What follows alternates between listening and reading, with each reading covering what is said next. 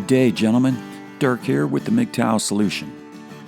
Occasionally on the MGTOW.com forum, the topic of MGTOW-themed songs comes up, and guys provide examples of songs that reflect MGTOW philosophy.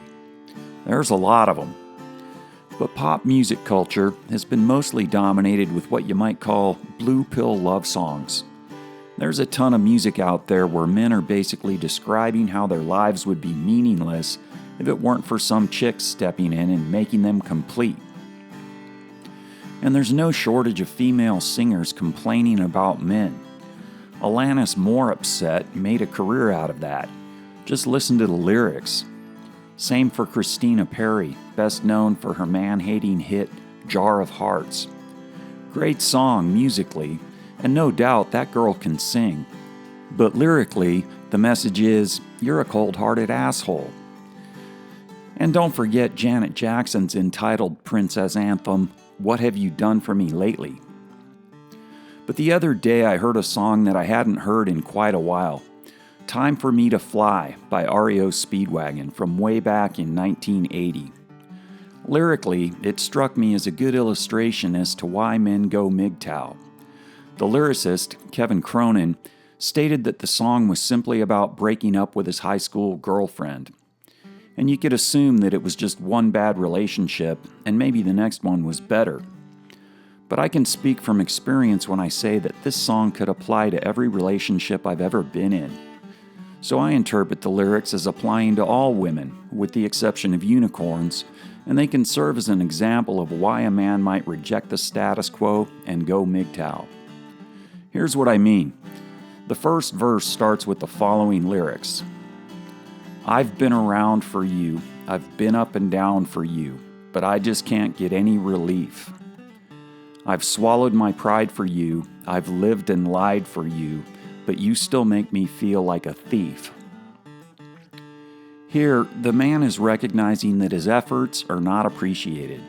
The line, I just can't get any relief, implies that she's putting him under constant pressure.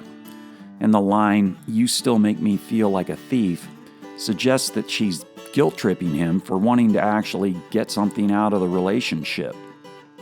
The verse continues with, you got me stealing your love away 'cause you never give it, peeling the years away and we can't relive it. I make you laugh and you make me cry, I believe it's time for me to fly. Here, the man has recognized that the relationship is entirely one-sided. He wants to be loved, but it isn't happening. He's putting forth a lot of effort to make her happy, but isn't getting anything in return. So, he makes a good decision when he gets to the point where he's ready to bail out of his no-win situation and states, I believe it's time for me to fly. You could interpret that line as simply meaning, I'm out of here. But the way I hear it, getting out of this stifling relationship is going to empower the man to take flight, at least metaphorically. In other words, by leaving her, he's reclaiming his life, which promises to be much better without her. The chorus then sums it up as follows. Time for me to fly, I've got to set myself free. Time for me to fly, and that's just how it's got to be. I know it hurts to say goodbye, but it's time for me to fly. Here, the man has accepted reality, acknowledging that it's a tough decision, but one that needs to be made if he's going to get his life back on track. Sounds a lot like taking the red pill to me. In the next verse, we hear about the woman's attempts to manipulate him into staying with her, and to continue putting up with her bullshit, but the man isn't buying it. You said we'd work it out. You said that you had no doubt, that deep down we were really in love. But I'm tired of holding on to a feeling I know is gone. I do believe that I've had enough. The line, I do believe that I've had enough, screams MGTOW, don't you think? The second verse continues. I've had enough of the falseness of a worn-out relation, enough of the jealousy and the intoleration. I make you laugh and you make me cry. I believe it's time for me to fly. Here, the man rejects her poor behavior and rejects her. The key words here are jealousy and intoleration. She had her chance, blew it, and now her man is leaving her. And I wouldn't be surprised if she then wrote a song about what an asshole he is for not manning up and continuing to put up with her crap. Musically, the song is in D major, and so has a very positive feel to it. It comes across as being good news, where a man has solved a difficult problem and is now moving on. He's set himself free. To me, this sounds a lot like Going Your Own Way. In years past, I always figured this was just a breakup song, and I may be reading more into it than the writer intended, but art is open to interpretation. And this is just one of many songs that makes sense when viewed through the red pill lens. Even if you think REO Speedwagon sucks, you gotta admit that at least lyrically, the song is relevant. I mean, I'm not exactly a fan of rap, but I can still appreciate it when those guys call women out on their antics. But let's compare this with Janet Jackson's What Have You Done For Me Lately?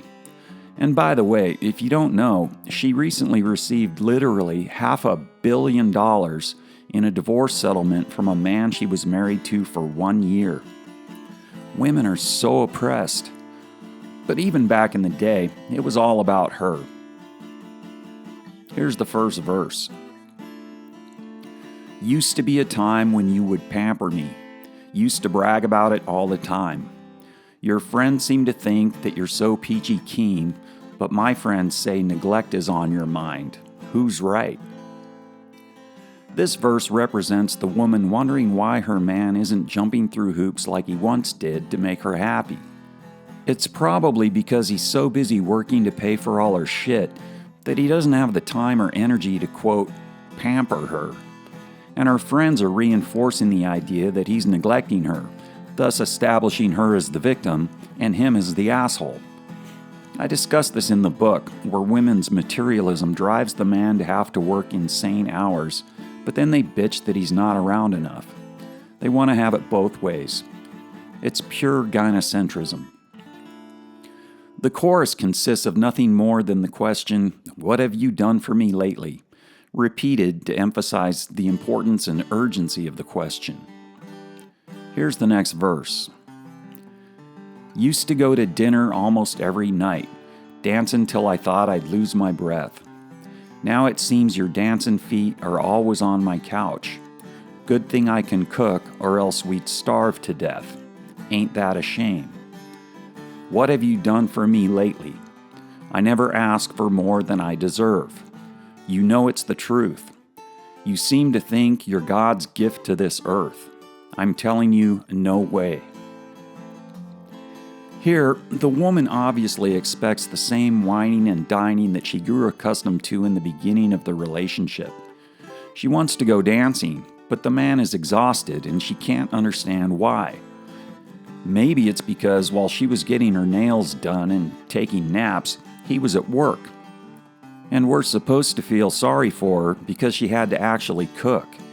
Oh, the injustice. But it was probably just something she threw in the microwave that men invented and food that her man paid for. Still, we all know how demeaning and demanding cooking is, as we learned from second-wave feminism. Even if the cooking consists of pushing a button. Besides, when do you think was the last time Janet Jackson actually cooked anything? The line, "I never ask for more than I deserve," reflects her entitled princess attitude and inflated sense of self-worth. In her mind, she's simply making a reasonable request from a man who continuously falls short, and she's forgotten all of the previous pampering he provided in accordance with Briefo's law. Then, she accuses him of thinking he's God's gift to the earth because he apparently isn't making his life revolve around her anymore, because he's too fucking tired. And of course, she's not going to put up with that shit. The song drives home the point that men are simply supposed to provide whatever women want, and if they don't continue to toe that line indefinitely, then she's a victim, he's a loser, and you kind of get the feeling that she's about to monkey branch to someone she believes will appreciate her golden vagina more than he does. Never mind that the man in this story probably hasn't had much access to said vagina. But it isn't about him. The song is only about her needs and how the man is failing to meet them. When you compare these songs, the man in Time for Me to Fly has been able to take a bad situation, find a solution, solve the problem, and move on with a positive outlook. The woman in What Have You Done For Me Lately is just complaining. And to me, those two outlooks sort of reflect MGTOW and feminism respectively. I mean, what do feminists do? They complain. They demand more. They insist other people must change their behavior. And what do MGTOW do? They solve their own problems. They take ownership of their own lives. And they reject toxic people rather than try to change them. But most men are still in the blue pill world, and so they write shit like this song by George Strait. It's titled, I Cross My Heart. Our love is unconditional. We knew it from the start. I can see it in your eyes. You can feel it from my heart. From here on after, let's stay the way we are right now and share all the love and laughter that a lifetime will allow. I cross my heart and promise to give you all I've got to give, to make all your dreams come true.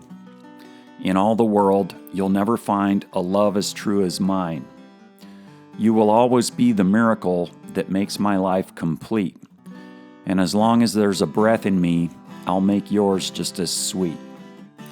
As we look into the future, it's as far as we can see. So let's make each tomorrow be the best that it can be. I cross my heart and promise to give you all I've got to give, to make all your dreams come true. In all the world, you'll never find a love as true as mine. And if along the way we find a day it starts to storm, you've got the promise of my love to keep you warm. In all the world, you'll never find a love as true as mine. Now, I know that's pretty cringeworthy, and I apologize for subjecting you to it, but I do have a point here. The point is that songs like this are a dime a dozen because these are the kinds of things women want to hear. Someone even commented that they played this song at their wedding, which seems appropriate because it's about how the man worships his woman and how much he's promising to do for her. He's proudly stepping up to be her white knight, promising to devote his entire life to making her happy, just like he's supposed to do. This is the kind of guy women are talking about when they ask where all the good men went. Most women would consider this song sweet and a good example of how a real man should behave. But it's nothing less than a mangina anthem. As I was researching this video, I looked for some more recent examples that reflect women's thinking. I looked at the work of Beyonce, Pink, Nicki Minaj, and a few others. But the problem is that the lyrics are so incoherent that they're literally not worthy of discussion. It's mostly drivel like this from Nicki Minaj. Why you sayin' you ain't feel her? You was in the villa. She was in the white chinchilla. You was sippin' on a Miller. My bitch Pam had the hidden cam like Killa. I don't even know what to say about crap like that, so I think I'll wrap it up here. I just wanted to share my little moment of red pill awareness regarding Time for Me to Fly. Anyway, thanks for listening and have a great day.